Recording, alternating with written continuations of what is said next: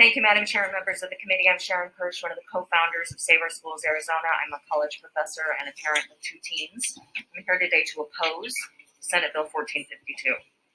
So this program has expanded every single year until 2017 when lawmakers passed a nearly universal voucher expansion, removing priority access that had been promised to special needs students. Arizona voters said no to that massive expansion by a 2-to-1 margin, and yet the program has ballooned to over $100 million a year, a cost equivalent to 2,000 public school teachers, something desperately needed in a state with the highest teacher turnover in the nation. But here we are again, watching a strategy of well-funded special interests, systematically and incrementally pushing an agenda of privatization that the people of Arizona do not want. 95% of Arizona families choose public schools. That includes 18% of those families are charter families, parents who choose charter schools. Arizonans want our public school system to be funded, not to be at the bottom of the barrel in nearly every single category. This is especially true of our rural communities, where public schools are the bedrock of their communities, and low-income communities where public schools provide meals, adult classes, wraparound services, and more. Arizonans continue to recognize the crisis facing our public schools. We're simply asking our legislators to fulfill their constitutional duty to provide a general and uniform public school system. You had mentioned that the legislature has been underfunding education. Can you talk to any of the new money that's been coming to education over the last 5 to 6 years, not including all the federal money? We're just talking about state stuff. Madam Chair and Representative, I would be happy to talk to that. I think the thing that is most important is the raise that teachers got a few years back. And it was significant. It was up to 20% raise for our teachers, which is very, very important because we do have the highest teacher turnover in the country. The problem is that still only puts us at 48 or 49, depending upon the poll that you're looking at. So the pay is still so low. I remember very fondly the 2018 Red Fred movement where 50,000 educators came to the state capitol. And my question as it relates to the proposed bill in front of us at this point, I'm glad that, again, my colleague Representative Kaiser mentioned the investments, let's call them that got us to the right direction for doing the right thing, which is fund our public schools. I'm glad that we've gotten closer to it. So I'm wondering, as proposed, this legislation really, when you get into the details of it, redirects a large portion of the classroom site fund to teacher pay for the 2020 plan that we just approved a few years ago. So that change doesn't even go effect until next year. And at the same time, this bill would begin annually rating the classroom site fund and the money meant for our public schools to pay for private school vouchers. Are you not concerned about this legislature now further eroding from its commitment to our public schools? Madam Chair and Representative, I'm very concerned about that because the legislature has a constitutional obligation to fund a general and uniform public education system. And we have seen systematically and incrementally, year after year, more public funds being drained away from our public schools. And in spite of all of that money put into our public schools, regardless of the data you look at, Arizona is at the bottom of the barrel for funding, for per pupil, for teacher pay, highest class sizes. So we need to prioritize our public schools.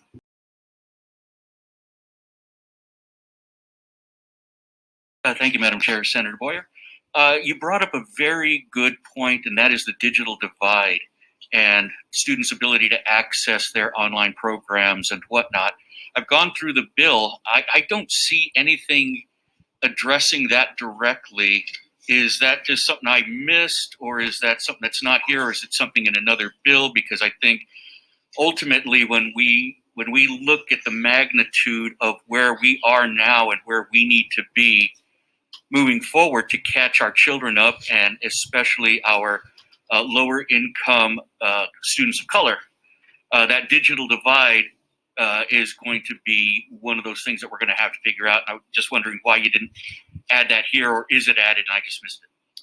Yeah, thank you for that question, Madam Chair, Representative Sierra. I mean, that's the heart of this program, is that these dollars go to the parents to help the parent determine what's the best use of those dollars, which can be included if they need internet connectivity at home, if they need a device. Yeah, that's the heart of this bill, is that those dollars could fund those respective issues to help bridge that gap of the digital divide. Madam Chair, follow-up question.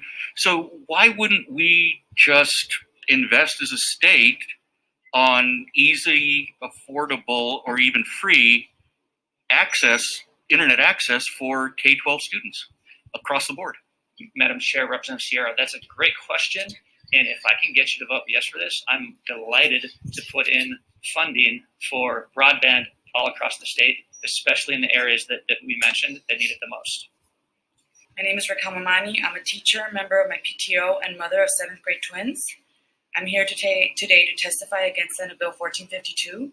I started coming to the legislature in 2017 because I wanted to figure out why our school had to continually sell cookie dough, wrapping paper, butter braids, and countless other items to pay for endless lists of needs like crossing guards, lunchroom monitors, and supplies for teachers. What I learned has kept me coming back to this day. I learned about ESA and STO vouchers and how they divert critically needed funds from our public schools and give them to private schools, all in the name of choice. I learned the hard way that it's the school's choice, not the parents, when I tried to enroll my children in a private school in my central Phoenix neighborhood. The school was walking distance from our home. We were willing to pay the tuition without a voucher. They gave my 4-year-old a computer test, and after a few days informed me that they would accept my daughter and not my son because he wasn't a good fit for the program. I enrolled both my children in my district school, where my son was diagnosed with severe learning disabilities. The school has done the best they can to support him and meet his needs and the needs of other special education students, the majority of which are educated in public schools because they get turned away from private schools without an explanation. I was born and raised in Nogales, Arizona, a proud product of public education. Nogales is a perfect example of how vouchers hurt our rural communities. They only have 2 private schools to choose from is a Catholic high school and a Catholic elementary. If they want a different choice, they have to drive an hour to Tucson. Why should parents have to take their children out of their communities to access better schools? Why don't you give the students across Arizona quality public schools where they live? Senate Bill 1452 is part of a coordinated attack on our education system, so I urge you to please vote no. Thank you very much for your time. Thank you. My daughter was also forced to do school online. It was a total joke. Grading period 4 of last year, the teacher didn't even do anything. If it was an ideal world, this bill should be viewed as kind of the COVID recovery for education, in my opinion. Thank you, Ms. James, Madam Chair.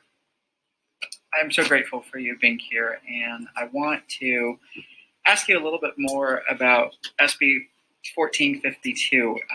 The proposed language will artificially inflate how much money is going to fund K-12 under Prop 2123, and it could cause the state to hit that limit sooner, and it goes against the intent of the language the voters approve when passing 123. And I'm just wondering, there's nothing in this bill that talks about in-classroom learning or COVID-19, but somehow we're using that as a justification for advancing this. Every session, there's another reason for why we should continue moving more of the state taxpayer dollars to private schools. Are you sick and tired of having to come beg for pennies? I am. Through the chair, please. Oh, thank you. I'm so sorry, Madam Chair and Representative. As an educator and as a mother and as a product of Arizona schools, it is infuriating. I am trying my best to help Arizona public schools as an educator and mom and an advocate and a member of my local governing board. The COVID situation has been hard. I have 2 kids that have been doing distance learning for a year. 4th quarter, Madam Chairman, women was so difficult. I agree with you. However, my 3rd grader is flourishing, and I feel so lucky. My 7th grader had a really difficult time, and fortunately, he is back. His first day back in person was yesterday.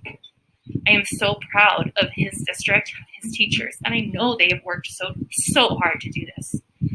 I don't think we should be punishing our teachers by taking funding away and increasing class sizes. I talked to teachers yesterday in Tempe Union as I toured schools, And there were teachers that had 38 students, some on Zoom, some in person. They're exhausted. More funding would help that. We lose teachers every year. We lose highly qualified teachers every year. We should be prioritizing education, but the moves that this legislature makes show blatantly to anybody paying attention that you don't want public schools. You want for-profit Actually, schools. I wasn't here back whenever you guys marched to the Capitol. Miss James, I was wondering why you guys skipped the school boards and came directly to here. So for me, as an outsider, because I wasn't down here, but I did see that, the governor and the Republican majority that was down here, they've been the only ones who've been constantly voting in favor of your increases for salary and education. Please do me a favor, and you might want to retract what you just said, but the legislators down here have been working on that. And I believe we're actually going to be voting on increasing the expenditure limit for another time. I've only been here for 2 years, but we did it last year. So are you wrapping up your testimony? Madam Chair, I'm not going to retract what I said because I do see daily the impact that this legislature has. Okay, we're moving on to the next person. Thank you so much for coming down. Mr. Kano, we're talking about Mr. Boyer's bill. Yes, and Madam Chair, Ms. Bullock, I was just wondering, Mr. Wonders, if he was aware of the fact, because it was mentioned in your testimony, Madam Chair, that the expenditure limit was being considered as an option when in fact that legislation has not moved forward. Madam Chairman, I don't think there is legislation that's going forward at this moment. Yes, because the Appropriations Chair. Committee, Madam Chair, was not able to listen to that bill in that committee to address the concerns that we're hearing about today.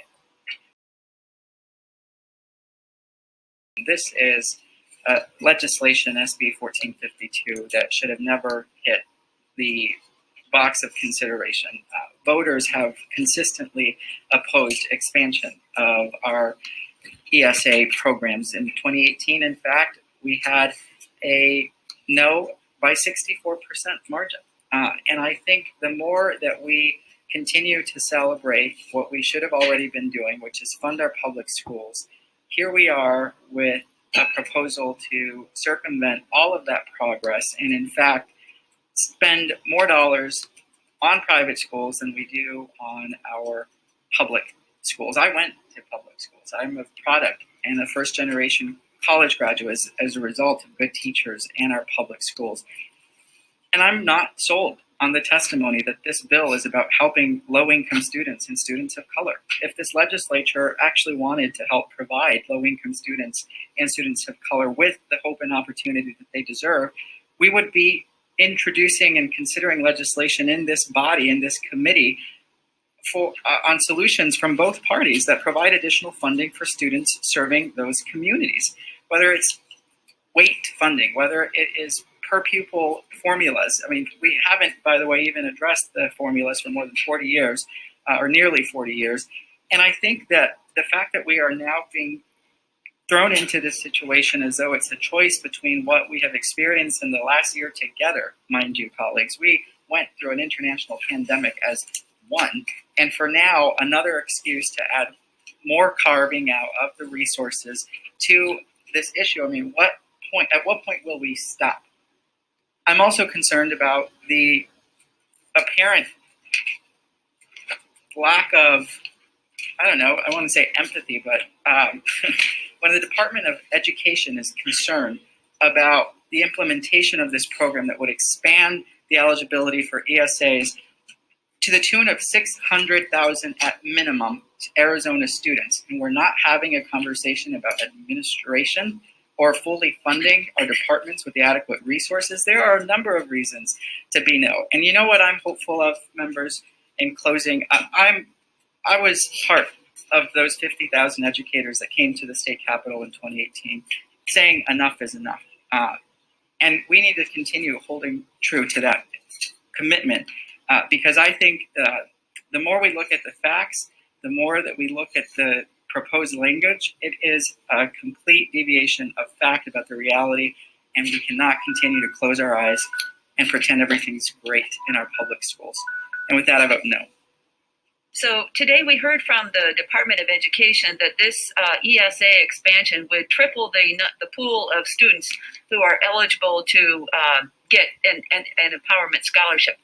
My big question is, why would we dramatically expand a program when we have no data to show it works? We have heard many times that this is a lifeline. We don't have any proof that it's a lifeline. Many times in my 5 years in the legislature, I've heard the majority party say we can't fix education by throwing money at it. That's what this does. It throws money at it when we have no data to show its effectiveness. In 2017, the ESA expansion was specifically designed to have no evaluation and no accountability to the taxpayers. In 2016, 1.5 million voters, 60% of the voters said no to empowerment scholarship expansion. In 2020, nearly 1.7 million voters said yes to fully funding public education through Prop 208. I think we should start paying attention to what the voters are telling us. Millions of people are voting for public education and against empowerment scholarships, and still the legislature marches on its path. I vote no. Representative Sierra? Madam Chair, may I explain my vote? Please proceed. It's started out today being said that education is the civil rights issue of our time. I wholeheartedly agree. With every fiber of my being, I believe all children deserve a high quality education, empowering them to reach their highest potential and purpose. Where I differ is in the manner in which we approach this issue.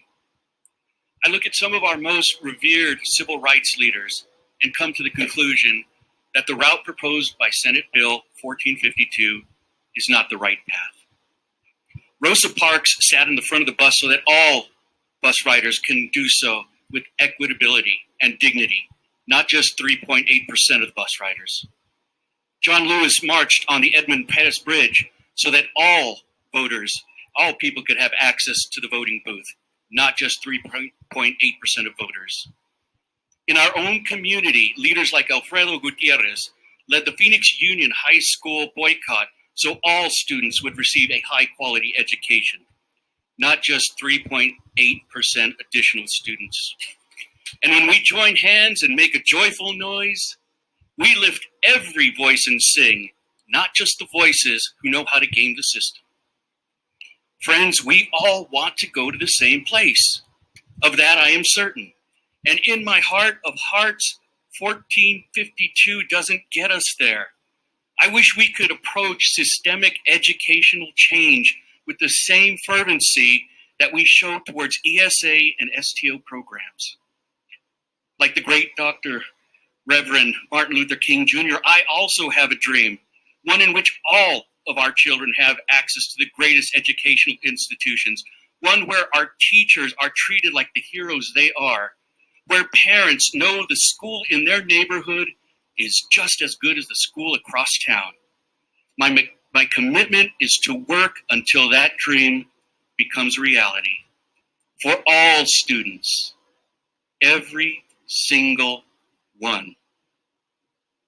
I vote nay.